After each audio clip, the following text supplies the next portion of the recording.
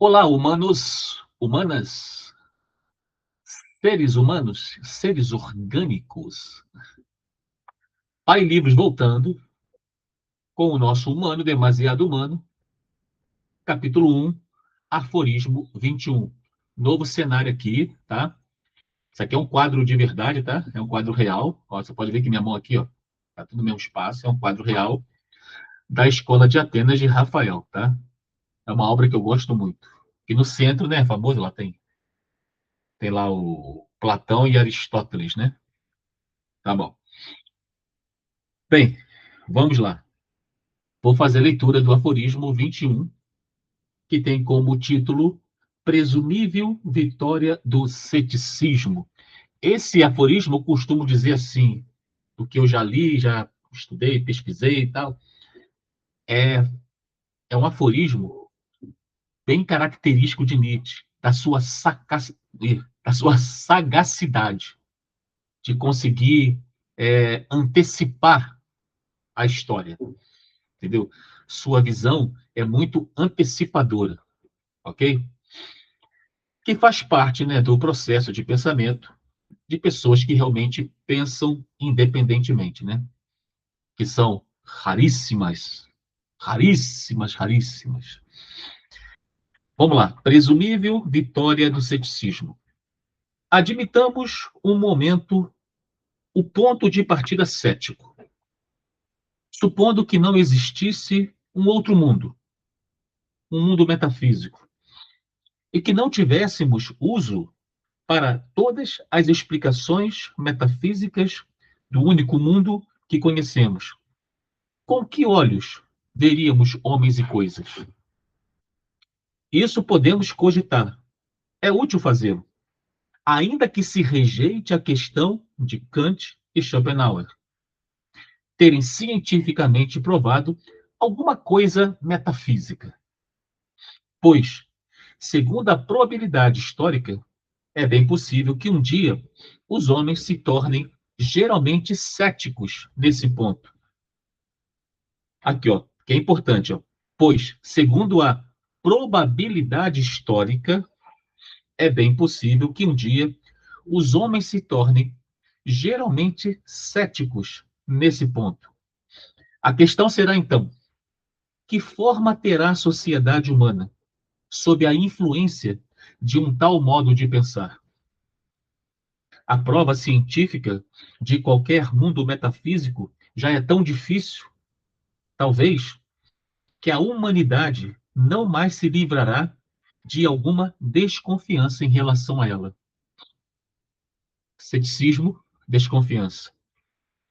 E quando temos desconfiança em relação à metafísica, de modo geral, as consequências são as mesmas que resultariam se ela fosse diretamente refutada e não mais nos fosse lícito acreditar nela. A questão histórica relativa ao modo de pensar não metafísico da humanidade continua a mesma em ambos os casos. Tá? Eu já falei, vou repetir, nunca a gente consegue entender de primeira o que Nietzsche quer dizer em seus aforismos. Por isso que ele insiste em dizer que é preciso mais esforço e que se leia, releia, até compreender tudo que ele quer dizer. E é por isso que ele utiliza de vários gêneros, muitas metáforas, né? Nós já vimos aí muitas metáforas e alegorias que ele utiliza para se fazer compreensível. Até porque é uma língua bem diferente da nossa, né? E a tradução, às vezes, não consegue captar, né, o que realmente Nietzsche queria dizer. Muito bem. Vamos, então, ao comentário, né? Vamos ver se a gente consegue entender essa bagaça, né, minha gente? Deixa eu compartilhar aqui com vocês a tecnologia. Só um minutinho. Volta aqui. Que é cheio de onda isso aqui. Cheio de onda. Vamos lá. Cada hora é de um jeito. Cada hora é de um jeito.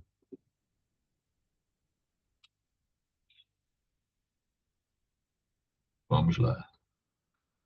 Deixa eu ver se deu.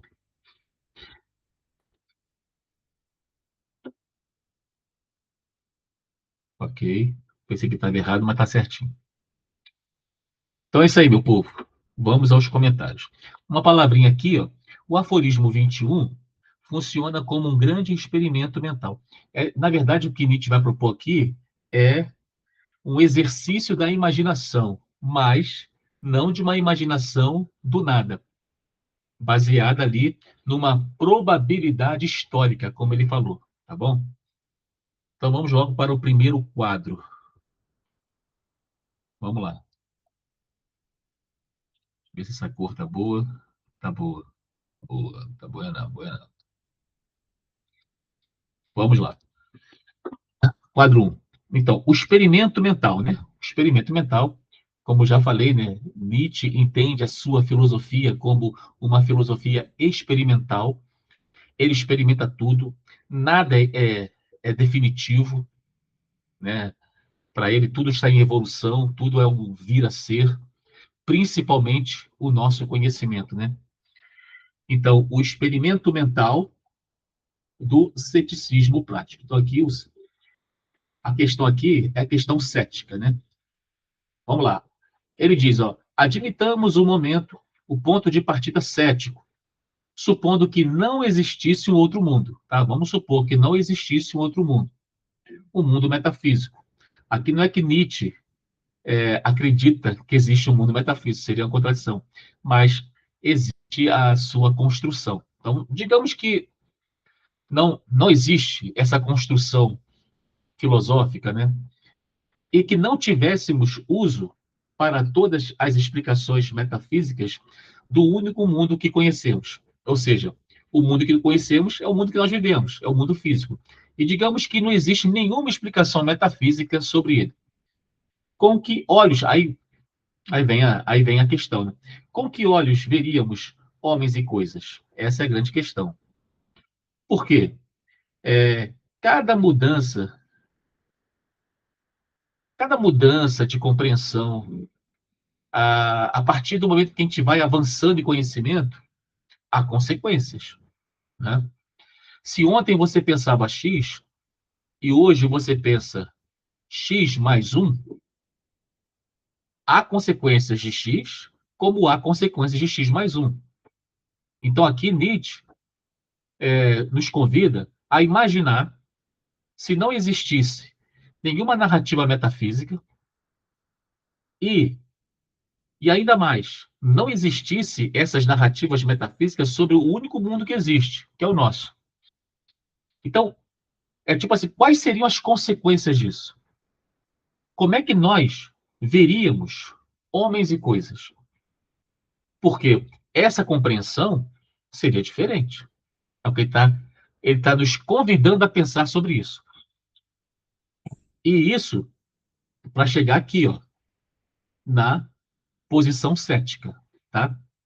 Ó, Nietzsche convida a um exercício de imaginação filosófica. Ele propõe suspender totalmente a muleta de um além-mundo, tá? Então não existe um outro mundo, só existe esse. Ou de explicações metafísicas, né? Sejam teológicas, transcendentais, para o mundo sensível, para esse mundo. Então não existe nenhuma explicação. Só existe esse mundo e nós tentamos explicar esse mundo por esse mundo que é o único que existe. Digamos que sempre fosse assim, né? Então, a questão central deixa de ser a discussão acadêmica abstrata e passa a ser existencial e antropológica. Aqui, ó, a discussão acadêmica abstrata é por quê? Porque a metafísica, ela é uma discussão abstrata. Ela não está pautada em não está pautada em nada empírico, nada físico. É tudo exercício da imaginação, da razão e das narrativas vamos dizer, filosóficas. Então, a metafísica não tem como ser provada de fato como o método científico postula, tá bom? Então, a metafísica ela produz discussões acadêmicas abstratas, baseadas em quê? Em nada físico, né? Então, e passa a ser existencial e antropológica. Aqui que está essa virada na compreensão. Por quê? Já que não existe nenhuma narrativa metafísica sobre o mundo sensível, só resta o mundo sensível. E só restando o mundo sensível, pô, só existe o quê? A questão da existência, né? Da existência em si, e antropológica. Por quê? Vai ser uma formulação sobre o homem. Né? Só vai ter essa visão física antropológica, mais nenhuma. Aí aqui, ó, continua. Se aceitarmos que só existe esta realidade material e biológica, então aí vem a questão. Como olharemos para o próximo? Ou seja, para a moral, para a política, ou seja, o mundo que o mundo que existe, agora eu digo assim, até mesmo o mundo metafísico, de certa forma ele existe, porque existe toda uma filosofia a respeito dele. Então esse mundo metafísico existe, mesmo que seja de uma forma abstrata, certo? Fantasiosa, imaginativa, filosófica, poética, o que seja, religiosa, né? Ele existe. Por quê? Ele influencia na cultura, ele influencia nas criações das leis, na organização da sociedade. Ok, então ele participa da criação da cultura. Beleza. Agora Nietzsche, ele propõe uma brincadeira, né? Digamos que não exista, nunca existiu esse mundo metafísico. Nunca formulamos isso. E sempre acreditamos que só existe esse mundo que nós vivemos. Então seria uma outra cultura. Então, nessa primeira parte, a questão é lançada. Ó, com que olhos veríamos homens e coisas? Porque quando a gente olha para o homem, para o ser humano, e para tudo que existe nesse mundo, nós somos influenciados pela ideia da existência desse outro mundo, esse mundo metafísico, que ele acabou se tornando mais importante que o nosso mundo, o mundo que realmente existe. Agora, sem ele, como é que nós vamos olhar para o ser humano e para tudo que existe? Como é que seria? Né? É o que ele está propondo. Como é que seria a, a, a sociedade? Como é que seria a política, a educação, a moral, a ética? Como é que seria? Então, essa é a proposta da brincadeira, certo? Uma brincadeira boa para um domingo em família. Muito bem. No segundo quadro, vem o seguinte. Ah lá, que eu falei da probabilidade histórica, ou seja, a previsão histórica da secularização, certo? Porque aqui Nietzsche, como vocês já sabem, né? Nietzsche, ele elenca algumas áreas da ciência que são as mais importantes para ele, né? Uma delas é a história, a psicologia, a fisiologia, né? São áreas de grande importância para ele, porque ele acredita que, por meio dessas ciências, a gente compreende melhor o nosso caminhar nesse mundo, do que ficar ali com a filosofia, né, metafísica. E ele entende a história como um ramo da filosofia, né, filosofia histórica. Muito bem. Então, já que Nietzsche tem essa perspectiva histórica em tudo, ele diz, ó, pois, segundo aqui, ó, a probabilidade histórica, né? Pô, nós estamos vendo aqui a história. Então ele faz uma projeção dessa história até aqui onde ele está. Ó, é bem possível que um dia os homens se tornem geralmente céticos. Então ele entende que a própria história indica que no futuro o homem, em sua maioria, pelo menos aqueles que têm instrução, se tornarão céticos. O que ele está falando? Ele está falando o seguinte: o convite a imaginar uma sociedade que não tem nenhuma explicação metafísica, ela vai acontecer. Não existe hoje. Mas ele entende que no futuro haverá uma sociedade em que não haverá mais explicações metafísicas. Então, a brincadeira dele é só um disfarce para algo que ele percebe que acontecerá. Quer ver um exemplo legal? Por exemplo, eu nasci em 1970. Quando eu nasci, não tinha internet. Não existia internet. Eu não tinha computador em casa. Eu fui adolescente dos anos 80. Nós não tínhamos computadores em casa. A gente não tinha TV por assinatura, que também já está ultrapassada. Agora são os streams. A gente não tinha isso. Agora, existe uma geração que não conhece o mundo sem a internet, sem streams. Ou seja, é uma analogia interessante. Então, o que a gente está falando? Vai surgir uma geração que não vai ter explicações metafísicas para ela. Entendeu? Não vai ter uma, uma ideia sobre Deus, sobre uma vida espiritual. Essa era a visão de Nietzsche.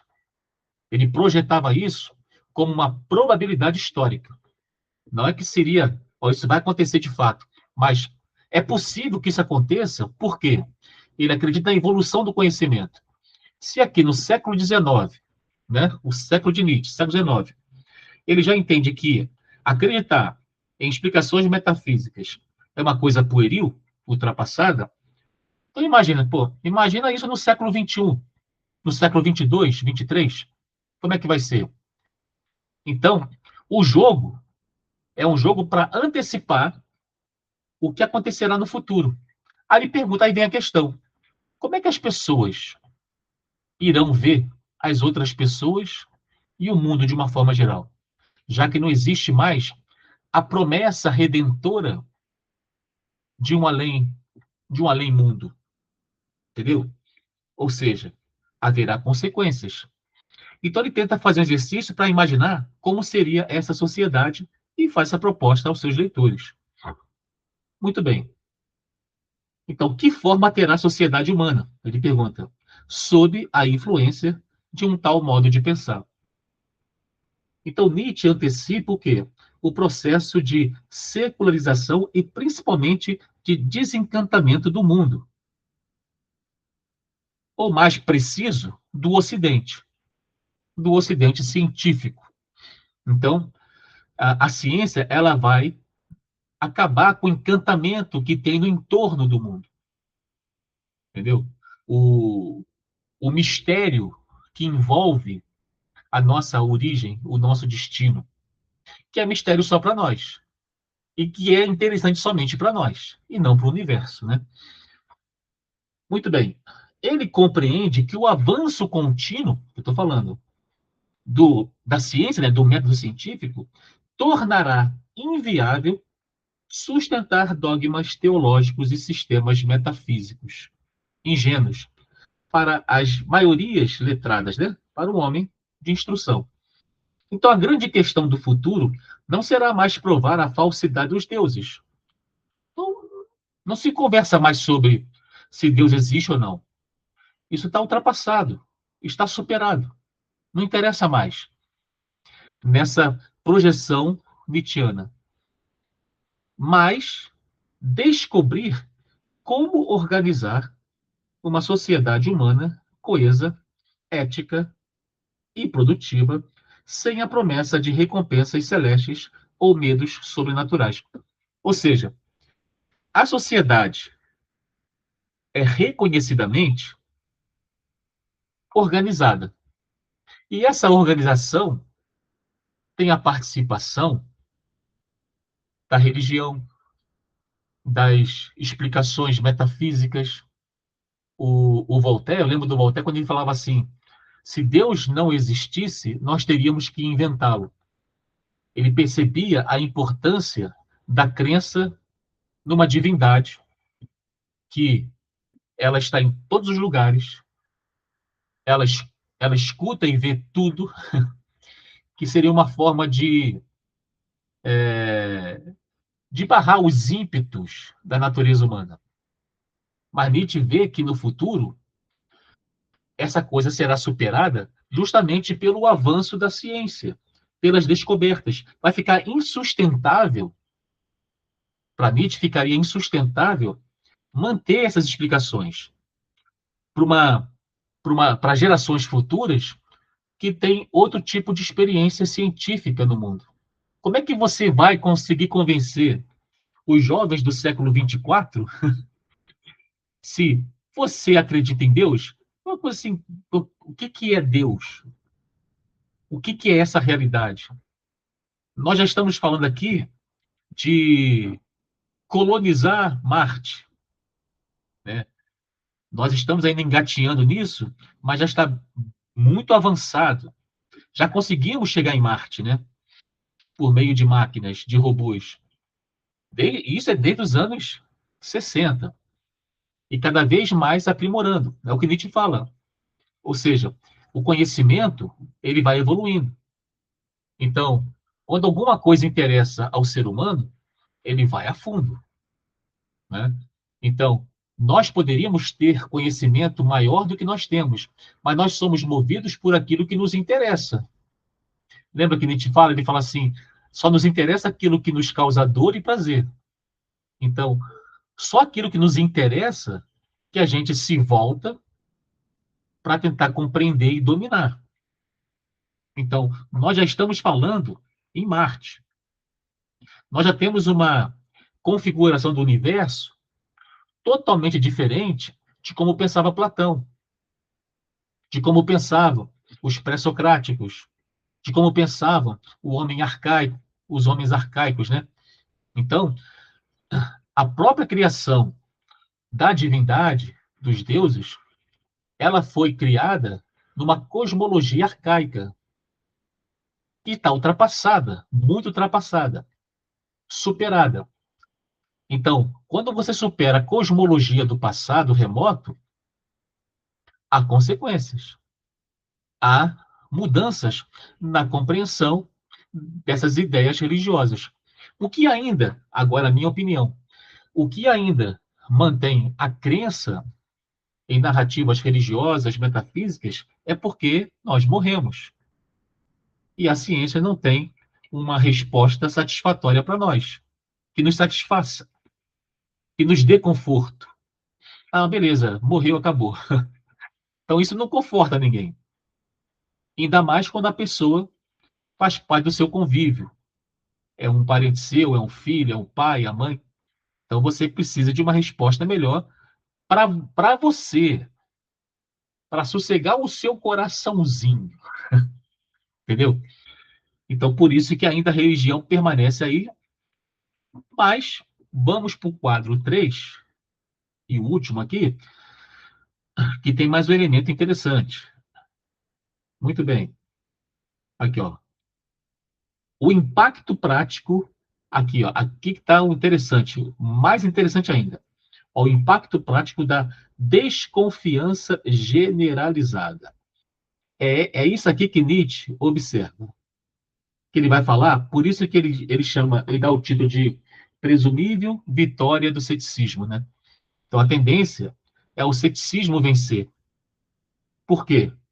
Haverá uma desconfiança generalizada. Então, diz Nietzsche, a prova científica de qualquer mundo metafísico já é tão difícil, ou seja, já aqui no meu tempo, já é difícil você tentar encontrar uma prova científica para o mundo metafísico. Não tem como provar isso. Eu estou no século XIX ainda. Eu estou nesse degrau da evolução do conhecimento, século XIX. E tem muitos degraus por vir, né? Ó, que a humanidade, ó, talvez que a humanidade não mais, você vê aqui que tem um talvez, né? É uma probabilidade. Ele não afirma, né? Ó, que a humanidade não mais se livrará de alguma desconfiança em relação a ela, entendeu? E quando temos desconfiança em relação à metafísica, de modo geral, as consequências são as mesmas que resultariam se ela fosse diretamente refutada. O que ele percebe, bem interessante, que ele percebe, aí que eu falo da sagacidade de Nietzsche. Ele percebe que você não precisa refutar a metafísica no seu todo. Você basta instalar na sociedade a desconfiança. Por quê? Ele já via isso acontecendo em seus dias. Olha só, a questão histórica relativa ao modo de pensar não metafísico da humanidade continua a mesma. Então você não precisa destruir a metafísica, destruir as narrativas religiosas. Você não precisa fazer isso. Basta instalar a desconfiança. Por exemplo, o, o marido que é traído pela esposa, ele não precisa ver a traição de fato. Basta alguém instalar a desconfiança, que esse sujeito, toda hora, vai ficar desconfiado. Então é algo semelhante. É psicologia, né? Se você instalar a dúvida, a desconfiança, porque agora você tem uma ferramenta eficaz, ou mais eficaz que as narrativas metafísicas, que é a ciência, o seu método. Então você tem o cogito ergo sum. Então eu tenho uma ferramenta mais eficaz. E essa ferramenta, ela me faz desconfiar da antiga ferramenta, a muleta metafísica. Então, é isso que Nietzsche fala. A ciência, ela instala na sociedade a desconfiança. E essa desconfiança, ela vai passando de um para o outro, né? Imagina que você, já com uma boa instrução científica, certo? Que já tem muitas refutações metafísicas, aí você encontra com uma outra pessoa que não está no mesmo degrau do conhecimento, igual você, mas está mais abaixo. E ela vem e costuma se explicar com essas narrativas metafísicas. E você começa a refutar, de maneira que você instala na mente da pessoa uma desconfiança razoável. Acabou. Acabou. Por quê? Essa desconfiança é como uma sementinha. Ela vai crescendo e ela produz o quê? Dor e prazer. Gera o quê no homem? Interesse.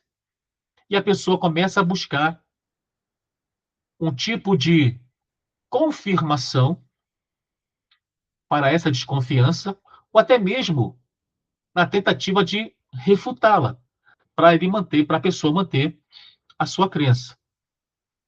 Os dois, não importa. As duas coisas vão fazer com que ele saiba mais sobre a desconfiança. E como essa desconfiança é fruto de uma ferramenta mais eficaz, a tendência é o quê?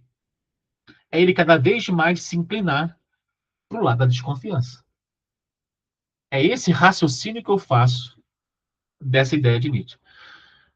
Então, Nietzsche, Nietzsche estabelece uma regra sociológica pragmática. Não é preciso que a ciência, aqui, ó, refute cabalmente cada vírgula da metafísica. Basta que se instale na cultura uma desconfiança generalizada e permanente. Então, digamos que qualquer explicação, um exemplo, digamos que uma pessoa diga que teve uma experiência espiritual específica. Não vou dizer qual, qualquer experiência espiritual, tá? E, de repente, conversando com um psicólogo, um psiquiatra, e ele vai e explica essa experiência espiritual não sendo espiritual, mas sendo uma coisa imanente, orgânica, entendeu? Humana, demasiado humana. E a pessoa fica, poxa, foi lançada agora a desconfiança. E aquilo vai ficar ali, a pessoa, como dizia lá o mineiro, vai ficar matutando na cabeça dela. E como aquela explicação psicológica traz elementos mais confiáveis, do que a explicação espiritual, ele começa a fazer esse tipo de busca. Ele começa a se aprofundar na própria desconfiança. E começa a descobrir que existem explicações melhores, mais eficazes do que essa que tudo que nós não conseguimos entender de imediato, ou que não faz parte do nosso conhecimento atual, é sempre colocada ali como explicação, uma explicação fantasiosa, miraculosa, entendeu? Então você não precisa refutar totalmente a metafísica. Basta instalar essa desconfiança. Quando as pessoas deixam de acreditar visceralmente nessas coisas metavidas, na alma, no inferno ou no plano divino, os efeitos práticos sobre o comportamento, sobre a cultura de forma geral, são exatamente os mesmos de uma refutação formal. Então, o que ele está falando é o seguinte: a gente não precisa refutar tudo. Basta instalar a desconfiança e nós conheceremos. E nós vamos conhecer como serão as sociedades do futuro. Então, por exemplo, no Ocidente, a ciência ela tem grande força, né? E as explicações científicas superaram as explicações religiosas. Ok. Então, quando a gente olha para o nosso século XXI e vê como as pessoas se comportam, era o que Nietzsche estava falando lá no século XIX, que já poderia prever esse tipo de comportamento sem a necessidade de refutar totalmente a metafísica, mas apenas instalando a dúvida, a desconfiança sobre essas explicações. E nós veríamos, em consequência, a reação da própria sociedade, na própria relação social entre as pessoas, a construção de uma nova sociedade a partir de uma nova compreensão do mundo. Então, o desafio histórico de inventar uma ética e uma convivência plenamente terrena torna-se inevitável. Ou seja, por mais que muitas pessoas ainda acreditem numa continuação da vida, mas de uma maneira espiritual, a explicação ou as explicações que nós temos sobre esse tema sempre são fruto de desconfiança, porque a desconfiança está instalada, né? Tem um padre antigo, que agora esqueci o nome dele, que eu lembro que um amigo meu me contou essa história. Ele fazia uma brincadeira com os jovens, ele falava muito bem com os jovens. Esqueci o nome dele, antigo ele. E ele fazia uma brincadeira, acho que tem vídeo na internet, se você botar a história, deve aparecer. Ele perguntava assim para os jovens: quem quer ir para o céu? Aí os jovens, não, todo mundo quer ir para o céu. E depois ele perguntava: quem quer morrer? Aí todo mundo, não, não, ninguém quer morrer. Então, isso serve como uma ilustração para como nós encaramos hoje as explicações metafísicas. Por mais que nós ainda acreditemos que exista, para o cristão, né, um céu, para outras religiões tem as suas, os seus tipos de casa espiritual, vamos dizer assim, né? Então, cada um tem um destino espiritual aí relativo à explicação da sua denominação, confissão religiosa, mas, ao mesmo tempo, para nós irmos para esse local, nós temos que morrer, mas ninguém quer morrer. Então, aparentemente, é uma contradição. Se lá é melhor do que aqui, não seria então melhor morrer? Né? Seria melhor morrer. Não é você provocar sua própria morte, mas não seria interessante, então, quando você já tiver no dia da sua morte, você até glorificar o dia? Pô, finalmente, vou me livrar desse tormento e agora eu vou viver no melhor mundo dos mundos. Mas só que essa não é a realidade. Por quê? Sobre esse tema está instalada a desconfiança, fruto da ciência. Então, é a vitória do ceticismo. Então, esse jogo imaginativo, essa brincadeira que Nietzsche faz, nós podemos comprovar na nossa sociedade, né? De como nós compreendemos hoje essas questões. Pelo menos entre pessoas que têm já experiência com a ciência, né? Como o Ocidente tem. Existem muitos cantões do mundo ainda que não têm, vamos dizer assim, sem arrogância nenhuma, que estão em graus inferiores na questão de conhecimento científico, né? Muito bem. Então, resumindo, concluindo, o declínio da metafísica não é apenas um debate acadêmico, mas uma transformação histórica inevitável.